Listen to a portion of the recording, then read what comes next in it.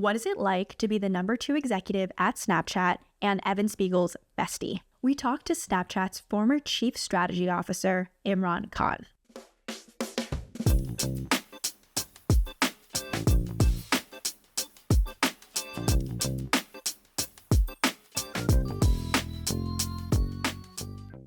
I'm Cherie. And I'm Jean. And we're the Tiger Sisters. This episode is super special because if you've been listening to all of our other episodes, there's always a portion where we ask people about what are you learning from this conference, which is called Khanference. Well, the reason it's called Khanference is because it's named after Imran Khan, who puts on the conference. So this is the guy who actually gathered all of the people that you see in our interviews in season 3 and handpicked each of them to come and learn and meet and talk to each other. We are so excited for you to meet Imran in this conversation. He's a CEO, executive, founder, investor, and the conversation is incredible with lots of learnings and takeaways. So the way that season 3 of Tiger Sisters works is that we have these conversations, and at the end, Jean and I have our takeaways kind of like a case study at business school, and we'll jump into the interview right after this break. Hey guys, quick break to let you know that we now have merch on sistersmatcha.com. We have sweatshirts and t-shirts that we designed ourselves. Go check it out. And please rate us 5 stars on Spotify and Apple Podcasts. These ratings are so important for the distribution and survival of Tiger Sisters podcast. Thank you for your support. Hi, I'm Imran Khan. I'm the founder and CIO of Pro-M Asset Management. I also host a conference called Khanference. And before that, I was Chief Strategy Officer at Snapchat. And before that, I spent 15 years in Wall Street as a banker and as an analyst. Great. Okay, so Imran, let's get into some icebreakers. Sure. Okay, so Imran, what podcasts are you listening to recently? Harry Stebbings, 20 VC. I also listen to All In podcast. Imran, as a kid, were you a rule breaker or a rule follower? I was a very rule follower. Yeah, in Bangladesh, if you break like school rules, teachers can be very tough on you. You get spanked, and I didn't like physical abuse, so I follow rules. Well, what about like at home? My mom was very tough, so yes, Bangladeshi kid. If you don't want to get hit by your parents, you gotta be a rule follower. So I was always a rule follower. Okay, and then what about now? I still follow rules. Kind of contrarian. Yeah, never got speeding tickets in my whole life. Okay, no speeding tickets. That should be your fun fact. No speeding tickets. Okay, so Imran, I'm 35 now. Okay. What advice would you give to your 35-year-old self? I think most people don't appreciate the power of compounding. So if you have $1 and if you grow it 15% in 5 years, it double, 10 years, it's quadruple, in 20 years, it becomes 16x, So if you start, no matter how much money you have, if you start investing early and you don't have to do anything fancy, put it in a market, don't trying to win lottery, just be conservative. And if you compound, it actually become substantial financial safety. So, we focus so much on working hard and doing a lot of things, but doing smaller things and just like compounding things over time, it gives you a lot of financial freedom. I mean, I feel like that applies to finances, but I feel like you also apply it to relationships. 100%. You always have to think about all of your relationships are whether they're compounding, and it's not about having a lot of relationship, it's having a few good quality relationship that grows over time. And, and every year you add few more. And then by the time you get older, you have a lot of strong, roots across all different areas. Yeah. One thing I remember you said to me before is, unless I have that person's phone number and we're like on a texting sort of like relationship, then we're not like real friends. I truly believe that, if you email is like you have your true friends, you have to have a texting relationships. Because, I get, thousands of emails, right? And email is so impersonal. If you can't pick up the phone and call somebody and they don't pick up your phone, I don't know if that's a true relationships. Yeah. So Imran's phone number is, just kidding. Okay. So what was your first job and how did that affect kind of like even your work ethic and how you approach your career and work today? Yeah, my first job was investment, like first full-time job after graduating from college was investment banking analyst. It was in 2000 and it was, and I was an analyst in the telecom investment banking in the middle of telecom boom. So it was crazy. I worked like 90, 100 hours a week for a year and a half and it was exhausting. Had a lot of all-nighters. And I think the biggest takeaway from that, obviously, after I left banking, 50 hours work week, 60 hours work week felt like piece of cake. And it was such a massive upgrade in your life. And then the second thing is also it made me more compassionate that working long hours is not the best way to achieve success. Being very efficient and focus matters. I think the people work in banking long hours, it's not because they have a lot of work, but it's they're incredibly inefficient with their work process.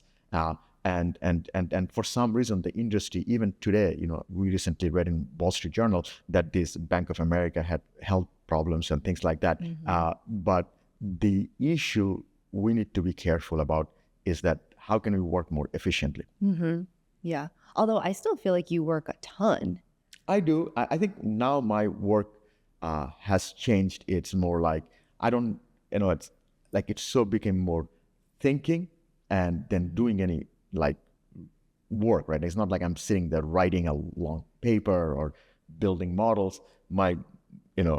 So it's kind of hard to separate work versus what's non-work because a lot of the things I do now is really involved thinking and, and trying to figure out how the world is going, how the companies are doing, what's uninteresting, what's out of favor, what's not out of favor. So it's a lot more thinking. I think I find it very interesting because it doesn't feel work because it's intellectually stimulating to me. Yeah. Like I feel like a lot of what you do now is more like strategic and like you're saying, like coming up with theses and like thinking it through. And that's kind of more just like natural to you. Like that's something you do for fun. Yeah, anyway. I enjoy it. Yes. I like my mind working. Yeah. Idle mind is the worst. What about, did you have a job before your first like real job? Did you have any like jobs when you were young? Not when I was in Bangladesh, but when I came here for college, I worked at the school library. Me too. I worked in a grocery store. So those are some of the things I did.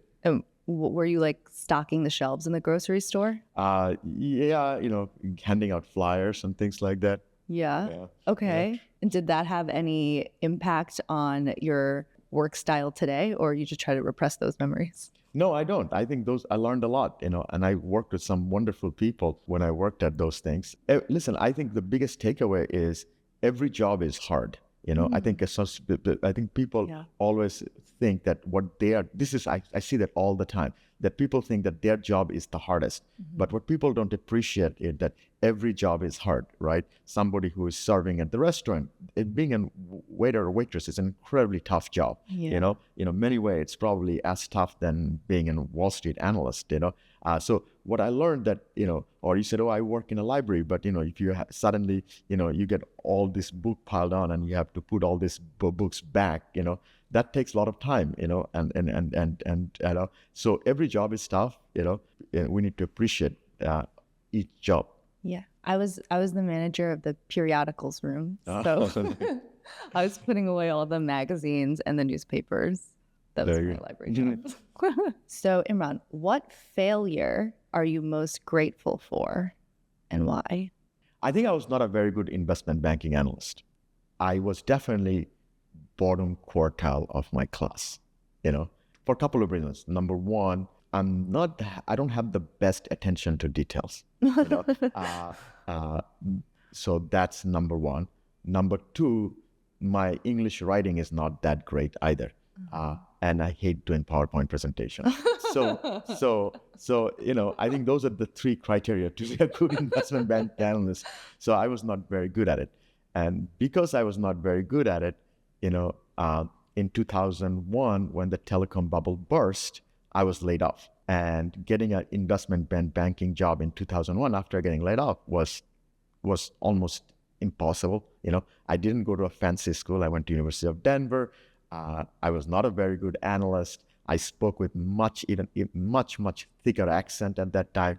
So I, couldn't get a job. So I went to a really, really small shop as an equity research analyst to become covered stocks, because that's the only job I could get in finance. And I desperately needed to have that job to stay in the US, because if you're not employed, you lose your visa.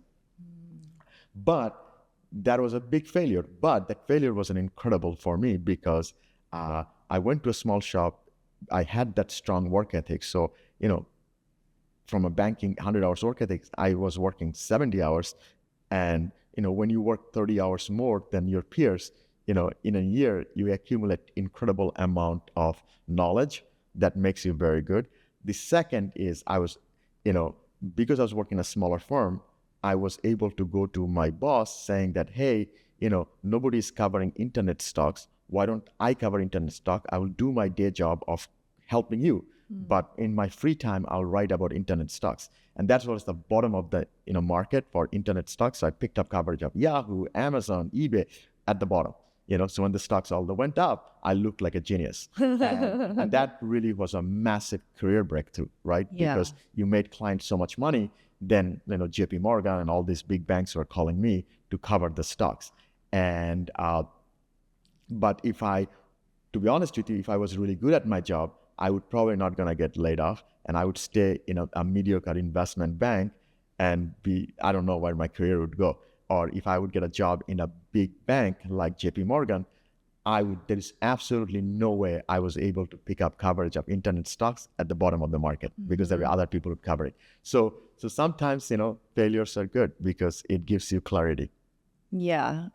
And also, I don't know, sometimes I feel like the reason you're not good at something is because deep down inside, it's not what you're meant to do. Yeah, I never thought that way, but but the funny thing is, I went back to banking later, and I did very well. I just was not a good junior. You were VP then, right? Or by the time I went back, I went back as a head of the group, as a managing director. But I was just not a good analyst or associate, because all the three things. By the time you become MD, that's more of a relationships business, and I'm very good at people like me for some weird reason. Okay, Imran, what is a hot take or a contrarian belief that you have that you think is, unique for your industry? So first of all, I don't get overexcited about anything, and I don't get over pessimistic about anything. I think people get uber hype about things, and people get uber depressed about things. And to me is when things are people uber hyping, I get nervous that something bad gonna happen. And when people who get uber depressed, I think, if today is bad, tomorrow is worse. The day after tomorrow has to be beautiful, right? So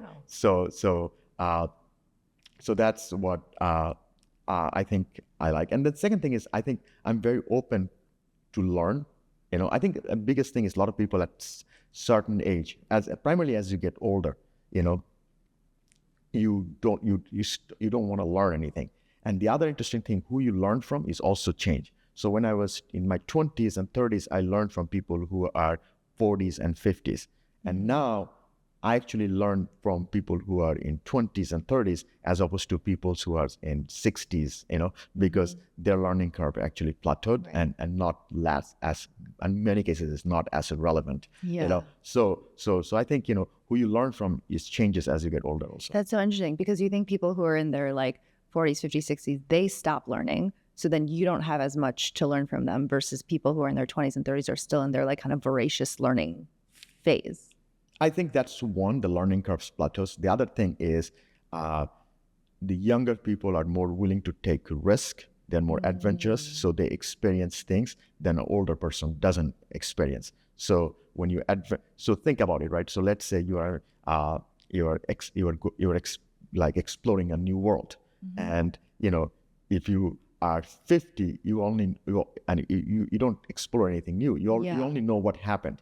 But if somebody who is younger, they're willing to take risk and go to new part of the world, new part, try out new thing. So they're bringing new experience. That is actually very, very interesting. So I think, and the worst thing you can do is very dismissive of young people.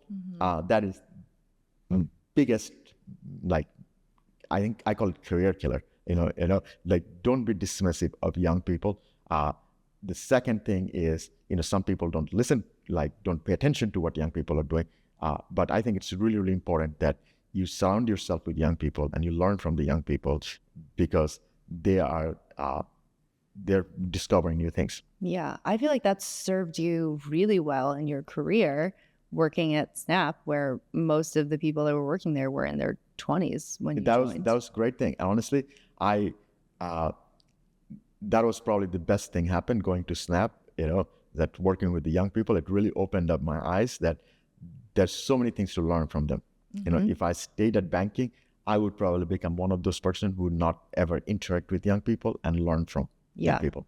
And as a former young person / I still identify as young, I feel like you can really tell when someone who's like older is like talking to you from a place of like, they actually want to know what you think versus like kind of a place of like condescension or like, I'm just asking you to like ask you.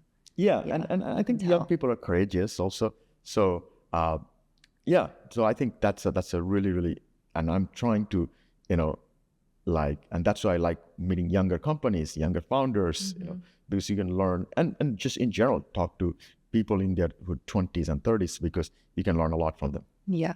And then back to what you said about having like kind of like an even continence, like you don't get either like super hyped about anything or super depressed. Have you always been like that, or you like learn to force yourself to be that way over time? Or I think I was always like that. I think my dad complained about me once about that. He bought me a gift and I thought I would be very, very excited. But I was like, okay, and it definitely did hurt his feeling, because he remembered that 20 years later. So I felt bad. But I guess that's my personality. Like, I don't get overhyped about anything. So I don't get over depressed about anything either. All right, Imran, you have spoken in public a ton. What is a tip that you have for public speaking, or maybe some like media training that you would like to share? Yeah, I didn't really have a lot of media training. I had some, because, companies forced me to do it. I used to debate, and so I was a big debater when I was in high school. And I think the big thing is try to make eye contact with your audience, and trying to understand that what you are saying, if the audience it's resonating with the audience. Because sometimes you must think you're doing a great, but if you read, you can see that audience is falling asleep or they are engaged, So I really trying to, as I speak, trying to talk to my, audience and really trying to understand what they're talking. And then the second thing would be, don't over rehearse. Actually, anytime I try to rehearse, I do terrible.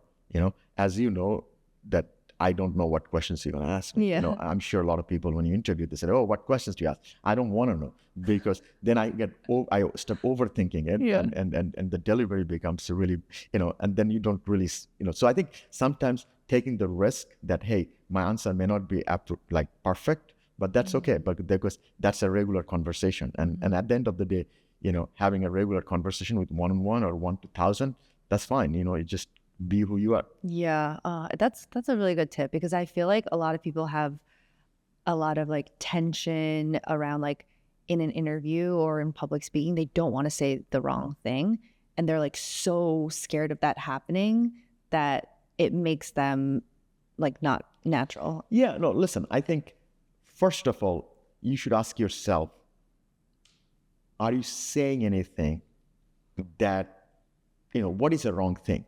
Now, if you have some really terrible views about things that the whole world gonna think you're a despicable person, that's a completely different problem, and you need to go solve that problem, right? But in general, if I said something that is, not 100% to the mark, who cares, right? Like, I'm a human being, Yeah. I'm not always gonna say everything that is 100% perfect. Yeah. It's okay to be 90% perfect. It's okay to sometimes flop that, hey, that speech didn't go very well. You know what? That's life, Yeah. that makes you a human.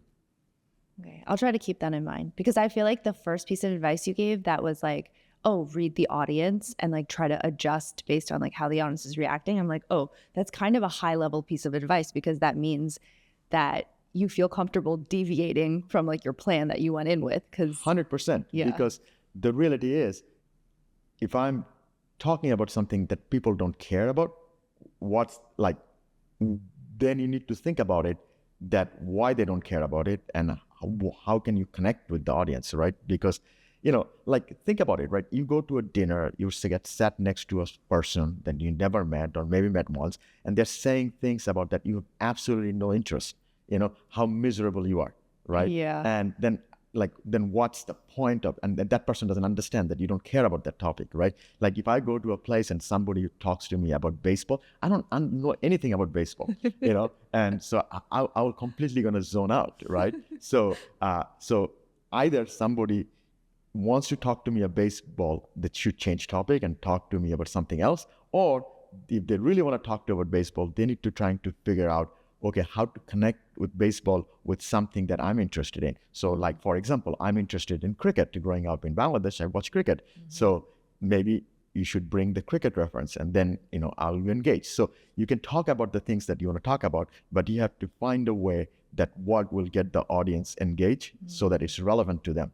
Because the reason they're not paying attention to you, you're talking about something that's either they don't care or they don't find the relevancy. So, and sometimes they don't care, but you want them to care. In that case, you need to bring the relevancy. I like that. Okay, Imran, what would your best friend or really close colleagues say is your superpower? I think people will say probably that my ability to connect with people. I don't know. That's a good question. Or people will say my analytical skill, one of those two things. I never really asked them. I would say, yeah, definitely your ability to connect to all different types of people. Like, I think you can talk to anyone. It's amazing. And then also, like, you love to bring people together. Right. And you want people to like come together and have like all these different like connections and build something amazing together. Yeah, I'm extrovert, and it's true. I'm not always extrovert, but in general, I like people, and I like being with people. If my choice is staying home alone, or which I like sometimes, so it doesn't have to be like, half of the time I like being home alone and thinking, but the choice is, but I like being with people also, and I get a lot of energy from people. So yeah. Yeah. Oh, I thought of two more. I would say one, you are an incredible judge of character. Great, thank you. And then the other one too is that I think you make everyone feel very comfortable. Thank you. Okay. Okay. Last question, which is for the conference. What do you think is most valuable? So what I'm trying to build is a community of interesting people. Not really a conference, because there are a lot of conferences, but what conferences are missing, a community feeling of it, and a community of interesting people. I think that what social media did, they created a community, all digital community, and people are less and less in-person community. And going back to, I value in-person relationships, and so people have community, their neighborhood community, they have their religious community, their political community. But I'm like, can we create a community that's interesting people? They're founders, they're CEOs, they're regulators, they're policymakers, they're lawyers, they are, running nonprofit organizations, they're, and the younger people, who has a lot of potential, not only CEOs, because again, like then it's a lot of group thinking going on, right? Bunch of, so people in the same perspective, talking about from their perspective point of view. You're not hearing people who retired, So to me, it's like, most conferences, they're very homogeneous. They attract the same group of people, and they talk about the same thing. So I think, it's interesting. Is like, how can we build a community of interesting group of people, who are doing completely different things, right? And that's, I think, is a really interesting part, what we're trying to do. And how can we keep it small enough that, people can talk and learn from each other? Yeah. I can't wait for you to see the supercut, because we asked every person this question, and I think when we put it all together, you're gonna love it. Great. Can't wait. Thanks for doing it. I really appreciate it. Of course. Where do you hope Khanference will go from here, looking to the future? So my goal is, do it every year, as long as I physically can do it, and continue to bring, same group, who are engaged and contributing. Bring a group of people who are going to continue to contribute to the community. I really want people to come. Like, one of my rules is don't come speak and leave. At least commute 4 to 6 hours at the conference. So that you can build the community. Right? People talk about, I went to these conferences and XYZ spoke. So they come in through the back door, they speak, and they leave through the back door. What's the point? Like, honestly, why do you need to go to a conference for that? Just watch it on YouTube or read it on Twitter. That's why I don't go to any conferences, where I just don't think I can spend one-on-one time with them, right? I don't need somebody give me a lecture, right? I want to go see Elon Musk. I'm like, why do I need to go watch Elon Musk? I can see what's in his head on a real time in X, So I don't need to go see him, So now if I have a one-on-one with him, or can hang out with in a small group, which I never had, I would totally go. Right? Because, and that's interesting to me. So I think that's what we want to do, is like create this community thing that people who actually want to be part of this community, one of the biggest thing is, I'm not trying to get the best names. I'm trying to get the interesting people who are interested to be part of it and really build a community over time, right? We started with 50, then we had 100, this we have 160, and grow, and at some point we don't want to get too big, but that's the goal. Yeah, that's definitely something I noticed that I was kind of like surprised by, is that one, everybody went to the sessions. Right. Like, everybody actually sat in and was like listening to the sessions, as opposed to like being in and out and like doing work and like having other meetings. So I was like, oh, wow, like this is very different than every other conference. And then the second thing is that everybody was hanging out with each other, like in between all the sessions, and then even after for like dinner and then drinks and then after drinks. Like, everyone wants to like genuinely get to know each other. And I think it's because of, obviously it's because of you, because like everyone comes in the conference being like, everyone here is pretty much a first degree connection to Imran. He hand selected everyone, he curated everyone. So like everyone feels very safe and feels like each person is like, oh, I should get to know them because Imran has put us together. Exactly. And creating this safe community environment is important. Yeah. Great. All right. Thanks, guys. I think that's a wrap. Thank you. Right. Great job. Yay. High five. Wow, what another great episode. So many gems to talk about. I have like a million things in my head. Yes. We'll head to the takeaways, but please remember to like, comment, and subscribe. And please rate us 5 stars on Apple Podcast or Spotify. It only takes a few seconds, and it really means the world to us and makes a big difference. And so we'll head to the takeaways right after this break. Hey everyone, quick break to share something special. Sisters Matcha. We've launched limited batches of ceremonial grade, single estate, single cultivar matcha, straight from the family farm Cherie worked on in Japan. It's pure, authentic, and crafted with intention. Head to sistersmatcha.com to grab yours before it sells out. Make matcha your daily ritual for lasting energy and focus. And we're back. Let's start with Imran's background, his upbringing. Yeah. He like really dove into his background in the first 2 minutes, and he like not so subtly mentioned like getting spanked at school and potentially at home too, given that he grew up in a different context. He grew up in Bangladesh and different. Well, this was in the context of him saying he was a rule follower. Yes. Because he was like, yeah, I didn't want to get hit, dude. Like, duh.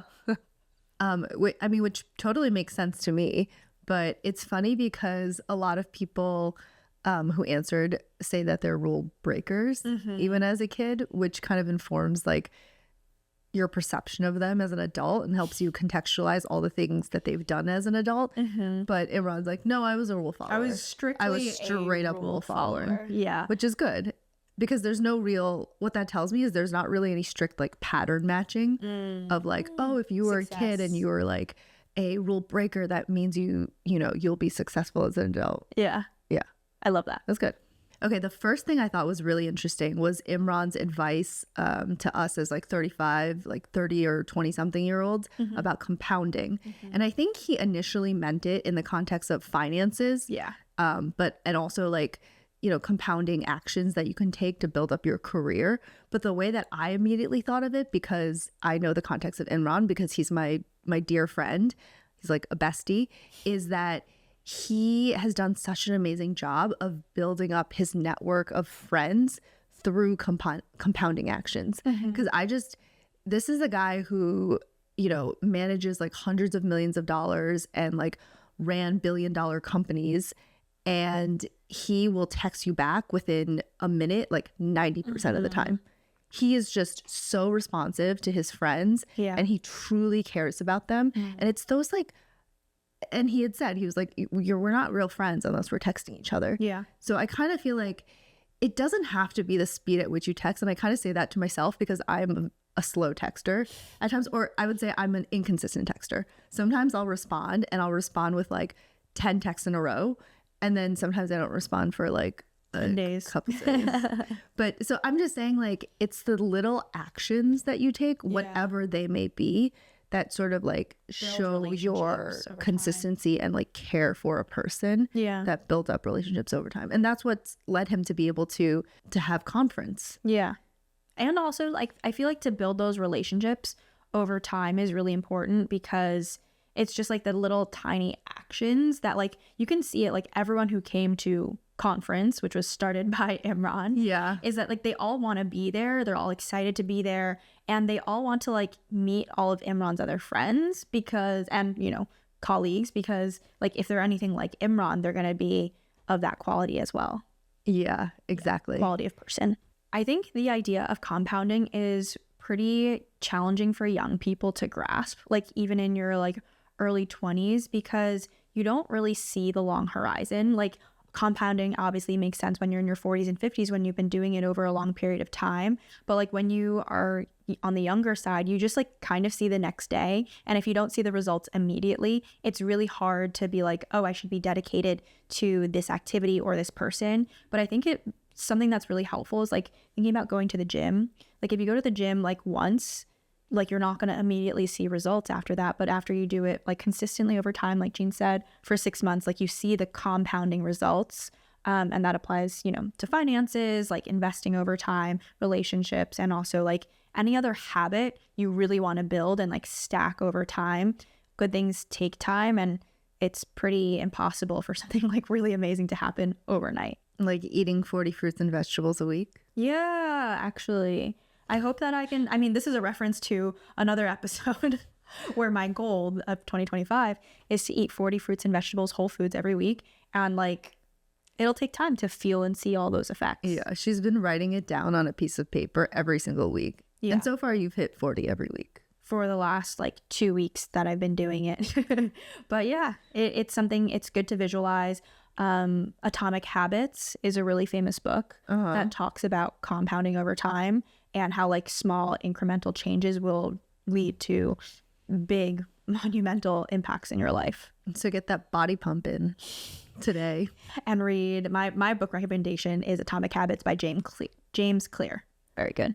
I'm trying to think if I've read it or I've only just like heard so many synopses of it. I mean, the synopses I think will like get you far enough. Yeah. Yeah. It's basically what you just said. Exactly. Right? Like small daily actions compound. That's the and like idea set yourself of up Atomic for Habits. Success by like committing to the actions that lead to the person you want to be. Yes, exactly. And then he gives like tiny actionable advice, like you should do habit stacking.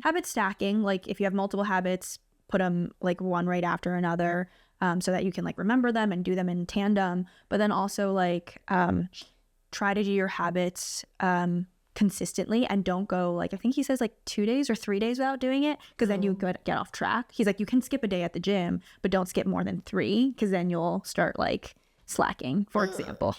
Like he has like kind of more actionable insights like that. But yeah, compounding. I really liked the point that Imran said about his first role in investment banking. He, number one, admits that he was like bottom quartile, which I love. I love it when people who are really successful in, you know, in their business, in their personal, professional life, like kind of admit to like the failures that they have. And he goes on to talk about. But the best thing is he talks about exactly why. He was like, I was bottom quartile for 3 reasons. 1, I hated making PowerPoints. 2, I was not a good writer. Not detail oriented. And 3, I wasn't detail oriented. And like, as I was interviewing, I was like, damn, those are like the 3 main qualities that you need to be a good investment banking analyst. Yeah. But not what you need to be head of investment banking group, which eventually he became. Which he later came back to then join as like an MD, which is a hilarious like full circle moment. But I love that he admitted that he was bottom quartile. And something that was interesting, I have so many thoughts about this, but the first one is that he really put in sweat equity, because he was saying he was working crazy hours. I mean, which is basically like an investment banking role at a very junior level. You're working 90 hours. Eventually he was laid off. But then with that mindset and that sort of like with that discipline, he took it to his next role where everyone was working, you know, like 40 hours, like more normal hours. He was working 70, which is more than other people were working, but less than his investment banking job. And he was just getting 30 more hours in every single week. And he's like, this is way better than my last job. But like that difference made him stand out and also helped him get to the next level. Yeah, that's what made him crush it. Yes. Because he was doing almost twice as much work as anyone else. Right. And that's why he had time to take on all those tech stocks. Yes. That's what eventually became like his reputation. Yeah, his like defining actions in his career. Well, early on. Yes. Is that he became known for making all these like amazing calls and recommendations for tech stocks, which he was only able to do because he basically did it in his like free time. Right. After his like official duties in his role as an equity analyst. I mean, it begs the question. I love this because it's like he was in a, what is it? Big pond, small fish, small pond, big fish type of thing, which is basically, if you've never heard that before, it's just like, how do you stand out in the environment that you're in, basically? So like in his job as an investment banker, it was a big pond, meaning there are a lot of people, a lot of analysts, and he was a small fish. He couldn't really stand out. He wasn't doing the best. Actually, he was actually one of the worst at the job. But then now at his like new job after he got laid off, it was a different environment where he could stand out as the big fish because people weren't doing the same things that he was doing. Right. And he explicitly said that this new company he went to where he was an equity analyst was very small, as opposed to if he had gone to like a more bulge bracket, like big name company like JP Morgan. He's like, I never would have had the opportunity to cover these internet names because like someone who was way more qualified than me would have been already covering these names. Yes. So it is interesting. And it's also funny that the other thing about that story is that he very much attributes his next success to his prior failure. Yes. So he's like, I never would have taken that equities job if I had been a really good investment banker, right? That's kind of like going back to, if you guys, it harkens back to something that one of the other people we interviewed, Vu, says, where he's like, there's the path and then there's waking up. He's very dramatic about Waking up. I'll link the episode to Vu Tran's interview right here if you guys want to check it out. Yeah. This was Imran's like sort of wake up moment where he was trying to continue on the path and he couldn't. And I relate to this very strongly because before I moved into consumer tech and became a product manager, obviously my first job was on Wall Street working as an analyst at Goldman Sachs. And I was very much like on the path. And what I wanted to do was ideally move into a role in either private equity or like a hedge fund, basically the buy side. It's like what everyone, it's the prescribed path essentially after you do 2 years of, you know, your analyst work. My heart wasn't ever in the work is what I'll say. There were parts of it that I really enjoyed. and that there were maybe some specific elements at which I excelled at, and I worked really, really, really hard to be at the level I was. But I was just never one of those people who was like, oh, I like love the art of the deal, and like I was just never going to be as good as the person who like loved finance and banking as much as some people did. Yeah. And so I never got a role. I didn't get a role in either like a hedge fund or private equity. And Did you apply? Yeah, I like looked into it, but it was also very hard because I wasn't in investment banking to start with. Yeah. I was technically already a buy side role, but I was doing fund of funds investing. So it's not as typical, but it was like everyone around me was going into PE and hedge funds, it felt like. So it was only because I was having a hard time getting these interviews and getting, you know, job offers on the prescribed path that I was like, well, what are the other options? Like what I actually really enjoyed about this job was doing all the research about consumer tech companies and like looking into these companies, talking to fund managers about them. So what would it take for me to work at one of these companies? Like what could I do at a consumer tech company? And it was only because I had failed at the prescribed path that I started to look at working as a product manager. I mean, and that changed my life. Yeah. I think that takes a lot of confidence, self-confidence and self-reassurance that like if the path is not for you, like thinking that there could be another one. It's like kind of hard if you're imagining the path for your entire life, trying to get off of it. Yeah, especially when it's been what's served you and like helped you be successful and feel like safe and comfortable your whole life is to like do the right thing. Yeah. It reminds me, Graham Weaver, a lecturer at Stanford's Graduate School of Business, I hope I don't like butcher this, but he also talks about a moment in his life where he realized the path was not for him, where I think he graduated business school at that time. He also went to Stanford. I think he was 29 or 30. And then he just realized, and he went to like a private equity shop, and he realized that like the person working next to him like loved what they were doing. Yeah. And Graham was like, I have never and will never feel that way about this private equity or like, you know, this like the path job that I'm doing right now. And if this person can feel that way about this job, they're going to excel in ways that I can never do. Yes. Yeah, exactly. And I also sort of had that realization because the person sitting next to me at work, so we weren't allowed to invest in individual equities because it was a conflict of interest, like personally. But one of the things we were technically allowed to invest in was volatility. And the person next to me at work, he just, in any spare minute of his time where he wasn't working, he was just trading vol all day long. Like this man was like obsessed with buying and selling vol. And I don't even know what vol is. Volatility, like market volatility. You can buy and sell and trade that? Yeah. And it's like not, it wasn't on the list of things you couldn't buy and sell because it's not specifically it's not specific to any one company. Sure.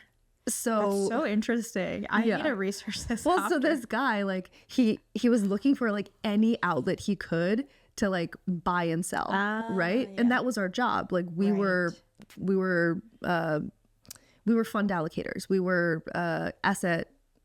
capital allocators. So our job was to buy and sell different names and different stocks. And because he couldn't do it for himself, he like had to find some outlet. He had to buy the volatility. Yeah. So interesting. But so I was like, I would never do that in my free time. Like in my free time, I was looking at like fashion blogs. Or like exposing myself. Yeah. I swear I was a good analyst. No, you were good. You just have different interests and that's fine. Yeah. And then it also helped you wake up. Wake up. Yeah. Like Vu says, wake up. Does everyone have a wake up moment? Or sorry, do entrepreneurs have a wake up moment? Or maybe does everyone have a wake up moment? Someone wakes up from everything at one point, no? Is that why people have midlife crises? Yes, but I think some people wake up and they feel like it's too late to be able to do anything. Oh, that's sad. But I do think in almost every instance, you can make a change for yourself. Look at me, I'm on my third act. And She has so many chapters in her life. Yeah, and I'm only in my 30s. Right. Maybe everyone does have a wake up moment, but people react differently to it based off of their like internal compass and also the context that they're in. I guess like if you're in your 50s and you're waking up and you like want to start a startup, but you have like young children, children or young children, like it's a lot harder to do technically, that's what people say. It's because you have other factors and you have a mortgage and all this other stuff. Yeah. So And for me, it's almost the opposite because like I anticipate having many more acts. Like this is not going to be my last act because I haven't entered that phase of having a family and like having kids yet. So that's going to be a whole other act or sub act or whatever we want to say. You're like Lady Gaga. End scene. Constantly reinventing yourself. I really liked when Imran said that every job is hard. Like I just think you can see his humility and also obviously he went through his context in the beginning, talks about like where he's from and the family he kind of grew up in. But yeah, like every job is hard. Like especially he like mentioned a lot of like being a waiter is really hard, working in a library is hard. They're like just because you're sitting at an investment banking desk doesn't mean your job is the hardest job in the entire world. Yeah. Even though it might feel like that. Even though it might feel like that after your second all-nighter and it's 4 a.m. and you're sitting at your desk. Every job is hard. Yeah, I thought that showed a lot of like innate respect for humanity. And I just thought it was really beautiful. And I think a lot of people don't even bother to acknowledge that. Yeah. In their heads or out loud. Yeah. Yeah. I don't know. I think that maybe a problem that we have these days in society, this is either a perception or it's true, but there is the perception that people at the top, like people who are extremely successful and very wealthy, kind of have a level of disdain for the people who are doing the like invisible jobs. And I think saying out loud, like every job is hard. Every job has honor to it. Every job has a level of respect that's due to it is just really powerful. Yeah, it is. Especially as a leader too. If you're leading a company and leading teams of people, hundreds of people, if they can see that you treat people this way and have that belief, it cascades down. Right. Like I wouldn't go so far as to say it's like speaking truth to power, but it is like a shade of that. It's like a version of that. Yeah. It's a way that if you're leading teams and organizations, it's like part of the culture that you treat people with respect, everyone with respect, no matter where they are and what they're doing at your company. Yeah. I wonder if it's unique that he has this view because he did, once work in a grocery store. He did work at the library. My hypothesis is probably yes. I think if you need to touch grass in some ways, like, unfortunately, unless you're like super sympathetic, empathetic, and you have that empathy, I think the leaders that I've seen who have that are the ones who've experienced hardship, or like the ones who like started from the bottom and now they're here.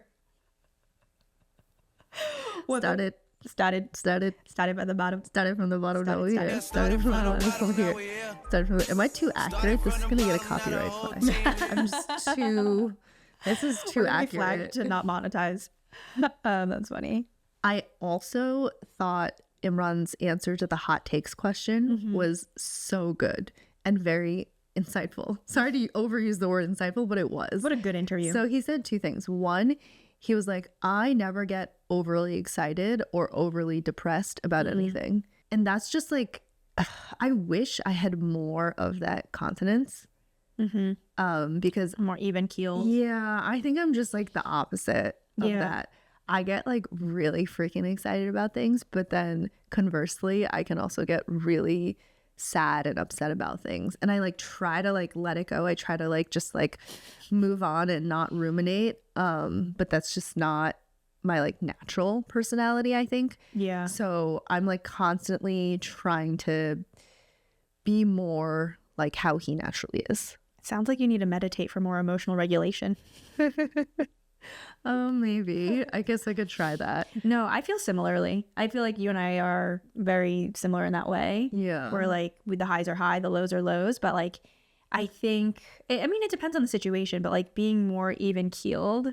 I like the story that he shared where his like dad got him a gift and the dad was expecting this large response. And Imran's like, sorry, I have nothing to give. Like, thanks. You know? He's like, I love it. I love it. But yeah, I think in business leaders, the ones that I like seem to really be successful are the ones who can be more even keeled at the very high level, you know, CEOs. But what I think is interesting is, and I have the context of having worked with Imran. I used to work for Imran at Snapchat when he was the chief strategy officer.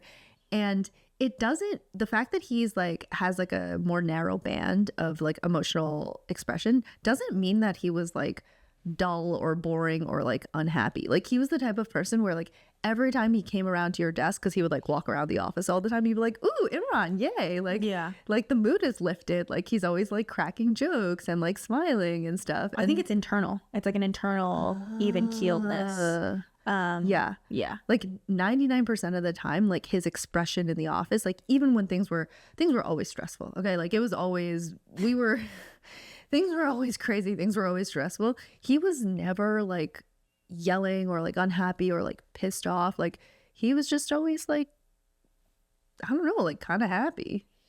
Yeah. I mean, it's interesting. People take notice of that, or people take note of that, and then people's reactions will be derived from how leaders present themselves at work. At LinkedIn, Jeff Weiner, the former CEO who has been there for like, I think a decade or something, he's no longer the CEO, but when he first started out, he would get really upset in meetings such that it landed him a reputation of being like a hothead CEO. He would yell.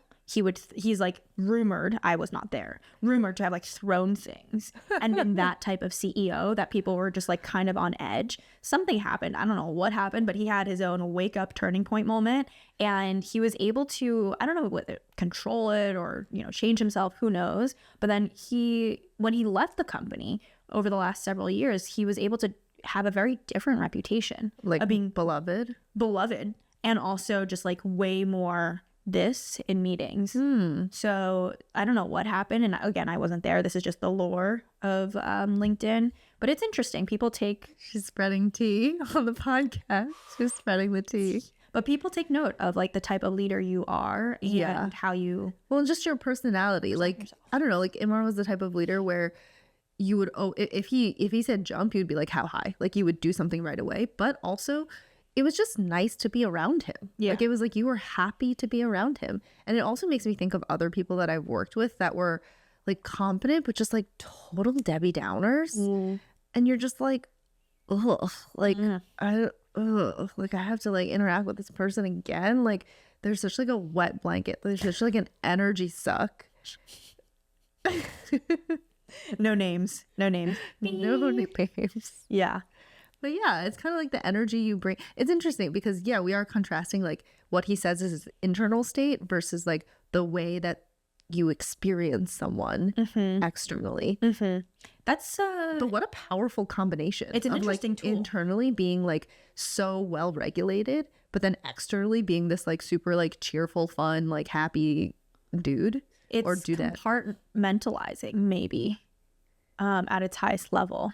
I don't know if it's compartmentalizing, but like it's almost like being able to process things and then not have the, like, you know, when you experience something and then your immediate reaction is, oh, holy shit, like, or, I'm stressed, like, you know? Yeah, it's called like emotional regulation. As I said, you need to meditate in order to improve that. Okay. Okay, no, but that was only, okay, that's part one of his hot take. Part two, I thought was even better. Yeah. Part two was that he said, I'm very open to learning. And specifically, I'm open to learning from young people, people in their 20s and 30s. Yes. And he said, I actually wrote down the quote. He said, the worst thing that you can do is to be dismissive of young people. It's a career killer. And I think this is one of those, you know, when like you think people have prevailing beliefs, I think this is one of his prevailing beliefs or like primary like life principles that changed his life.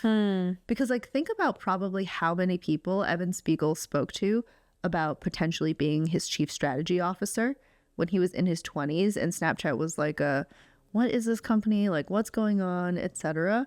Like the fact that like Imran took that conversation and, you know, built up this relationship with Evan where he thought that he had a lot to learn from Evan and vice versa, not just like a one-way relationship. Yeah. And like I know the two of them are like best friends. Like they openly say like, oh, Imran is my best friend. Imran says like, yeah, Evan is one of my closest friends.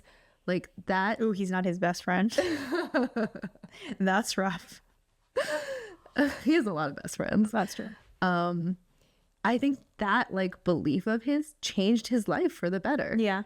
So it's kind of interesting to like reflect on yourself and be like, I wonder like what my prevailing principles or like beliefs are and how those shape my life decisions. Mm-hmm. You can tell that Imran is just such a curious person. Yeah. And curious to learn from all types of people, and he doesn't care in which form it comes in. And he just like wants to maximize his learning. Mm-hmm. I think just like, yeah, it's just such a shame when I think older folks dismiss younger people, and younger people feel dismissed by older people, and younger people is like, I don't feel like I have anything to add to this conversation because that's how I feel. But I'm like, young people have so much to add, and their perspective is really important. It's just like, do you want to learn from them? Okay, this reminds me of a story. Remember I told you I got this email from myself like a couple months ago? Yeah. So I used to use, I should probably still do it again. I used to use this website called like futureme.org to like write little notes to myself in the future. So you just like, it's like a really plain UI. You just write a note to yourself and then you schedule send for like however many years later. So like a couple months ago, I received this email from myself from 2013, I want to say. And it was like, when you become like a manager of teams or like a manager of people, I don't think it was like that elaborate, but it was like, make sure you listen to people who are below you and like consider their ideas, because I gave this idea to like XYZ of my like managers and they dismissed it, but like it ended up being this like really, you know, fantastic feature idea or whatever. So I had like written myself like a burn book. It was literally your digital burn book. You're like, this girl is the... No, but it was like me writing myself like a note of caution in the future to be like, when you become important and you're like managing people, make sure you listen to them. Yeah. Don't just like dismiss them. Yeah. No, I think that's great. So should I use this futureme.org again? I think that's the website. Should I write some more messages to myself? Yeah, you should. I like that. A very succinct way to put it is that Imran's just like, when you're young, like in your 20s and 30s, you're looking up to people in their 40s, 50s, 60s, beyond for advice. But when you hit the turning point of when you're like 40 and 50 and 60, you should be looking to the young people to maximize your learning curve and to, you know, lean into your curiosities, because like, where can you learn the most? It's so interesting that flips. And I don't think it naturally flips for everyone. You know, some people keep looking to the older generations continually when there's diminishing returns. Yeah. Well, that's why, like I've said before, I'm obsessed with understanding Gen Z and now Gen Alpha. Like I'm really toilet Riz. like I'm really trying to like form my own hypothesis and like understanding of like why Gen Alpha is the way that they are and like what their driving like needs and motivations are. Yeah. Because it's obviously going to change the world that we live in over the next 10, 20, 30 years. So the more you can understand now, the more you can try to anticipate what's coming in the future and like how people will act, how our society as a whole will act. I was gonna mew on camera, but I won't embarrass myself like that. Why? It won't age well. Cherie is stroking her jawline for those who are listening. Oh yes, for those who are listening. Sorry, I was stroking my jawline. I was mewing. The last thing I want to touch on quickly is what Imran said about public speaking when we asked him for his advice there. The main thing that stuck out to me was when he said, who cares if you're not 100% perfect? Like if you just get your message out there and like you're 90% good or like whatever percent good, who cares about that 10%? He was like, you're a human being. Everyone listening to you, you know, in the Lord's year of 2025 is also a human being, aside from The AI. yeah, aside from the AI. But like everyone is human. Yeah. And like they just want to connect with you. They just want to hear your message. They're not looking for you to be perfect. Yeah. And they're not going to punish you in their minds for you not being perfect. Yeah.